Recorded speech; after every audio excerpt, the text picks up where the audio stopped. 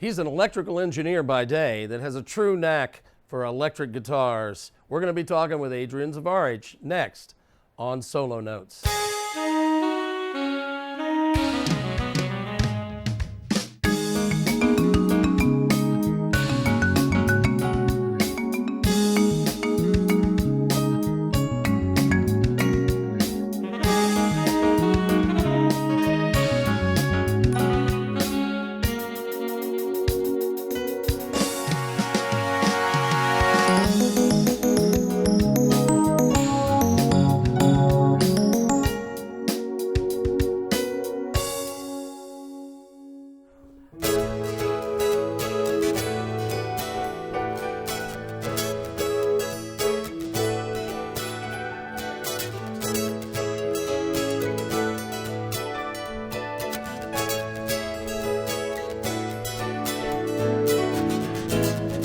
When I'm with you, doesn't matter where we are or what we're doing. With you, that's all that matters. And I feel them when I try to decide which one to try to put into words. Whoa, whoa, try to put into words. Whoa, whoa, whoa, whoa,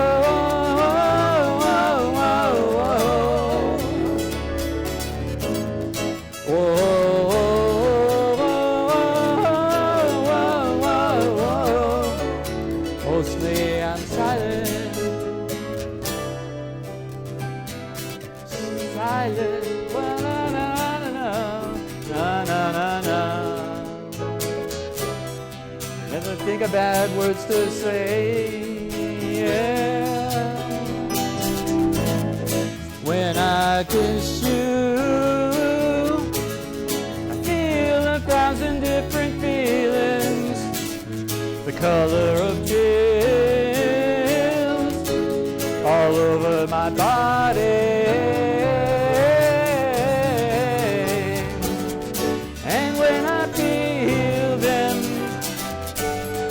Quickly try to decide which one to try to put into words. Whoa, whoa, to try to put into words. Whoa, whoa, whoa, whoa, whoa, whoa,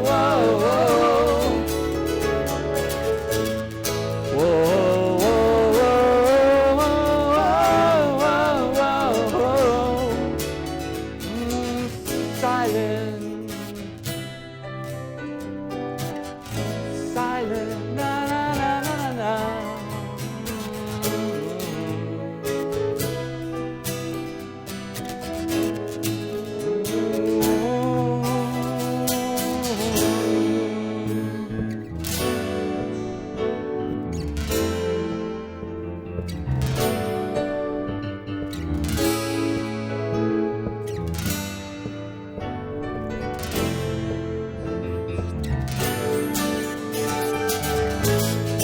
Only the beginning, only just the start. Only the beginning of what I want to feel forever. Yeah, only the beginning, only just the start. Only the beginning, what I want to feel forever.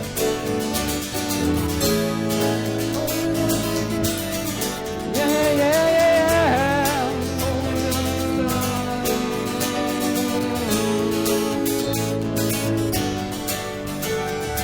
What I want to feel forever. Yeah, only the beginning.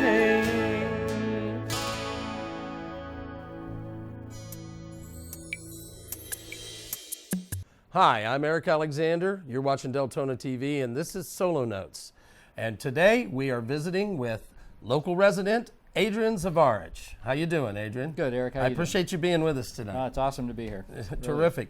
Yes, so you are an electrical engineer by day, now, and you work for a pretty big company that sends you around the country doing your I know that you help a lot of companies and electric companies with your job to Sure be do. more efficient. Be more efficient, save electricity, revise, put smart technologies in their substations and all. Yeah, it's pretty exciting. Yeah. Well, that's seems like a pretty smart thing to be able to do. So now you've transferred all of that great technical ability into playing guitars, both guitar and bass, acoustic, electric, and bass. Correct? Are there any other instruments you play? Or those? I've been known to noodle around with something, but other things. But really, the guitars are pretty much it, right? Well, you are master. Would you say you're more proficient on the bass or on the guitar? Ooh. I don't know. I'm going to leave that for other people to decide. I think for me, I started off playing guitar when I was 13 and up in Pittsburgh, and by the time I started playing, I soon realized that everybody else that was playing guitar had started when they were 6 and 7. So everybody was playing, Doobie Brothers and Allman Brothers riffs and things like that, and I was still playing, trying to get that C out. Yeah. But nobody wanted to play bass guitar back then. Right. So I can relate to that. Yep. So I just said, well, there's a hole. Let me go fix it. Right. So I started off. I tuned my little electric guitar that I had back then. Tuned the last 4 strings down and started playing in a middle school jazz band of all things. Played bass on an acoustic guitar. On an electric guitar. On an electric guitar. Tuned down. Well, that's interesting. Yep. Yeah. So you obviously had quite an ear to figure all that out to begin with. Yeah. So 13 years old. You say you're in from Pittsburgh originally. Mm-hmm. That's right. Jazz capital of the Northeast. Is that right? Okay. Well, Boston might have a problem, and New York had a problem, but hey, there's a lot of good people that came out of Pittsburgh. A lot of good jazz greats. Right. Yeah. So. Would you say that? What do you have a special genre that you prefer to play? I mean, I've played with you, and I'll tell you, you're proficient on both guitar and bass. But we've done some pop, jazz, funk stuff. But is that where you feel like your strengths are? Or?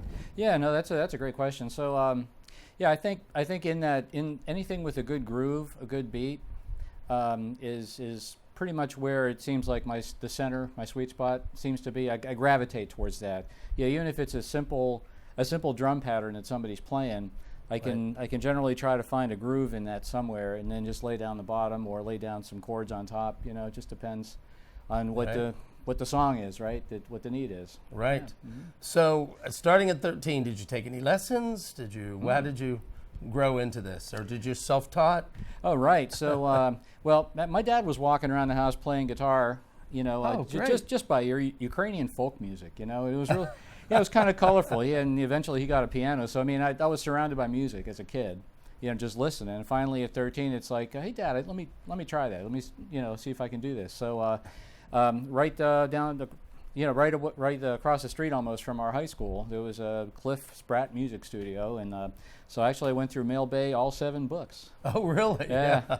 Mel Bay, yes, yeah, I'm familiar right. with them. So my guitar teacher, Cliff, who owned the store, he had this big old Gibson, big body jazz guitar, and he would just play so sweet. He taught me A Girl from Ipanema and a few other Wave, and some other jazz guitar chord solos.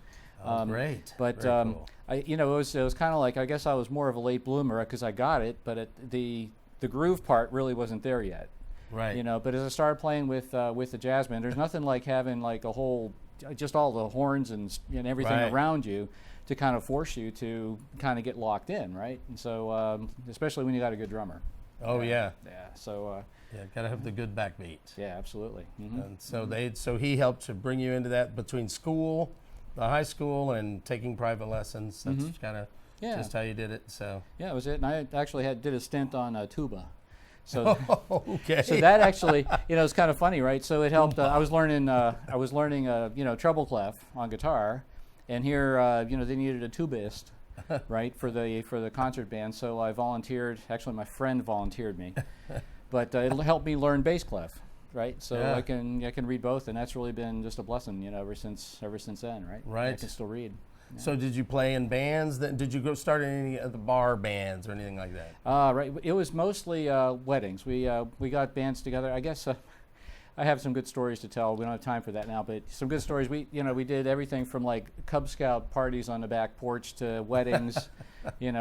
We saw all kinds of things going on there, but yeah, primarily weddings and private parties. Is where we cut our teeth on. So anything that was top 40, the rock and roll stuff that was going on back then, all the disco stuff from the late 70s, early 80s. Donna Summer and Whitney and all those, right? So so that was pretty pretty good. Pretty good time. So we just got through playing a Chicago song. Yes. Very cool. A lot of fun. What made you pick that song? Well, there's a couple of things. First, I just like Chicago. I remember my sister's 10 years older, so and she brought albums, everything from Bob Dylan to Chicago home, and she never listened to the stuff, right? So it was like, oh, what's this? It's a big black cover with just a little tiny logo in the middle, right? The old first CTA album. Right. And that song, has meant a couple of things to me. Number one, it was when my wife and I, way back 100 years ago, we were just dating in high school. It was just it was just a beginning, right? It was just the beginning of the start of something. That's right, yeah. And the song called "The Beginnings." Yeah, and every day we get a fresh start, right? So every day there's just kind of message in there too. So it's a kind of encouragement thing. So this next song that we're gonna do is an original. Yes. And have a jazz original. Do you have a name for it yet? Or have I call it sweet. Sweet, all right. It is sweet, yeah. I don't always play it sweetly, but that's my goal. You got to have a goal out there, right? Yeah. So. So you do a lot of writing, you think that, and. Yeah, enough to just get things out of my head, right? To express your creativity. To express the creativity, yeah. Because every time I pick a guitar up, there'll be a different kind of progression that comes out or a different pattern. It's it's always seemed to. Has always been there, right? I can relate to that a little bit. Right. And, so we're going to be doing another song. I get the honor of playing with Adrian. Awesome. This original song, it's calling it Sweet, and we're going to hear that next here on Solo Notes.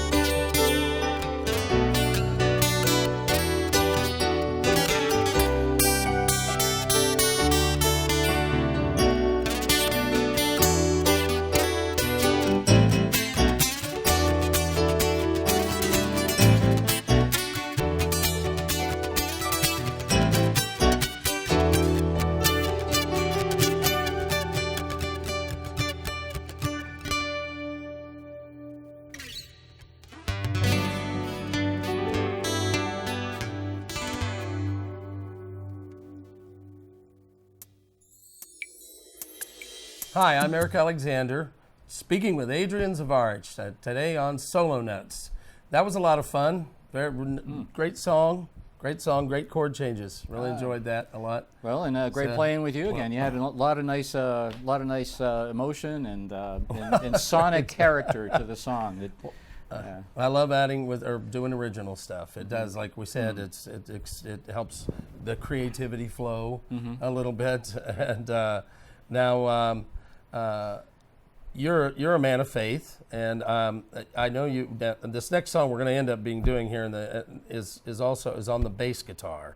Now you had a story about this bass that how you acquired this beautiful. Now tell me something about the bass a little bit. It's a ESP. Sure, it's an ESP Horizon 6 or 5 string, and I guess it's made out on the West Coast, but it was actually made special for this drum and bass contest that old music store back in St. Pete area. They used to hang out with Seminole Music. So knew all the folks there. Used to come in and just kind of noodle around and kid around with the folks and see what new things had come out.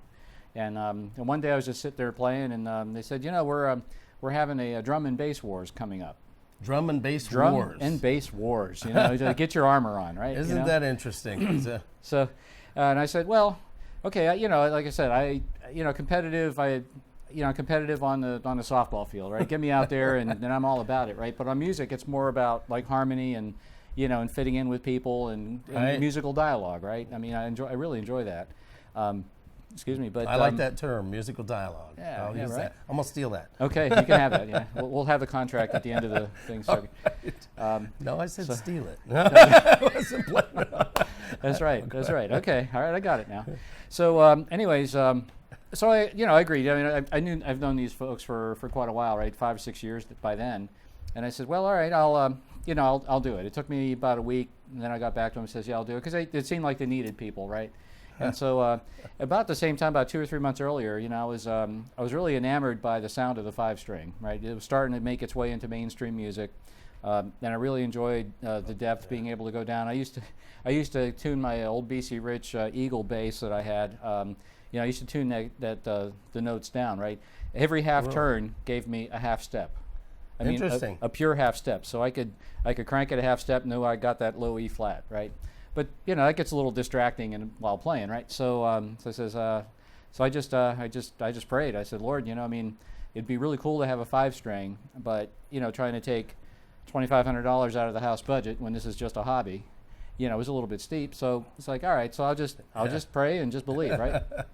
So sure enough, 2 months later, noodling innocently at the store, they're saying drum and bass wars, and I'm not connecting the two things. So I'm just saying, all right, I'll help you, right? And so at the end of the thing, and I had, again, the Lord just confirmed a couple of things in me just while I was practicing and figuring out what to do, what to play, and so. The Lord's Prayer that I arranged on bass, with chords and everything. I remember my dad singing that to me when I was a little kid. Right. I'd be on his chest, and he wasn't a real big guy, but when he sang those bass notes, he just resonated. And I just remember, still to this day, I just remember the resonance of his chest cavity, up against mine. And plus, just spiritually, the Lord's Prayer has a pretty deep meaning, right. in a lot of ways. So, anyways, I ended up with the grand prize. You won. You went to the contest. Yep. Won the contest. Won the war. Run the war. Well, there was actually 2 wars. There was a battle, and then there was the war. So they had like three weekends. They had 4 drummers, 4 bassists. And we weren't competing against each other. We would just go on stage, play our thing. They had judges. Clear it, and they had judges and everything. So so I won the my week, which first or second week, I forget now. But so then those winners went on for that last week of the month, and bam, there it was. And wow, that was a good time. It was a really good time. And that was the grand prize. That was the grand prize. You yeah. got your 5-string bass. Got your bass. prayer answered. That's absolutely right. Yeah. Got this, and here it is now. And you have a 6-string too. Right? Yeah, I do. That was another gift. You've moved up to another string, which is amazing to me on bass. So. That's another story for another day. Well, no, you can tell we got a little time. Can you summarize it? Oh, How'd sure. you get the 6-string? So it was, it's. I'll share this story. This has happened twice to me with instruments, right? Years and years ago, when we were living in St. Pete, I had again kind of did that prayer thing. It says like, Lord, it'd be great to get a Gibson, right? And so I got a consulting job from a friend, and I was going to do it for free. Just some reviewing a document that he had, right, engineering document. So I reviewed it, and I said, okay, here, John, here's the document. Looks good. Tweak this, maybe include that. It was fine. Well, he ended up writing me a check for $475 for the thing, and I just like, look, no, this is pro bono. This is like, I'm your friend, right? I'm gonna like, no, I got to pay you. It's like, wow, geez, okay, thank you. Terrific. So I'm literally driving home from work, and I'm feeling the car pulling into this pawn shop. And I pull into the pawn shop, and here on the wall is a Gibson guitar, and the ironic thing is, I didn't pray for a Les Paul. I didn't pray for a specific model, just Gibson. You know what was on the headstock? Gibson. Right on. Not another word. Not another word. Not just a model number. Not a model. Nothing. And it was it was the early version of the Studio, Les Paul Studio, right? But it was just another one of those days. Something was like pulling me there, right? Well, and that's and it's all provided for. It was like so it was just. It was awesome. And just that money, just the a cash, exact amount almost to the penny. Isn't that well? That is amazing. Yeah. Well, it's great to hear stories of faith, and I know you're strong in that. And so we're getting ready. You mentioned the Lord's Prayer. We're getting ready. We're going to do this. This is an arrangement you made on the bass guitar of the Lord's Prayer, and I'm going to try and do some little orchestration patches behind it because I don't want to get in your way. I've heard you play it. It's a gorgeous rendition. You do a beautiful job. You're very extremely talented. I mean, it's always been a joy playing with you every time we do. And I like love the textures that you put behind things. It's awesome. Yeah. Well, I appreciate that, but we're gonna play this song, and I hope anybody that watches this also gets a little inspiration. I appreciate you being on the show, Adrian. You're another Deltona resident here over on Lake Monroe. Right? That's right. That's right. And that lake. We're going to play this next song, the Lord's Prayer, Adrian Zvarych arrangement. I'm Eric Alexander. You're watching Deltona TV, and this is Solo Notes.